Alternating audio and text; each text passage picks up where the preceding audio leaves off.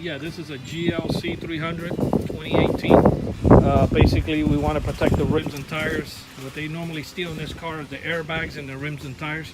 So we end up installing the shock sensor incorporated to the factory alarm.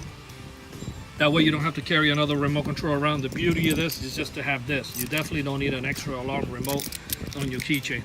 So basically the way it works is if somebody bangs in the vehicle, they bust out the glass or try to bust out the lug nut locks to take out the rims, the alarm will fire off.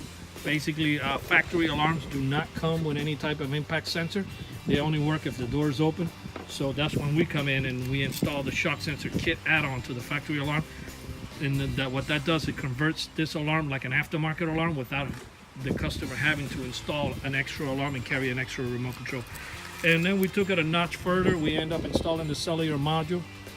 So if the alarm fires off, the customer can get a text message to her phone. I'm gonna go ahead and trip the alarm. Actually, I'm gonna go ahead and bang on the window. Actually, I'm gonna hit the rim.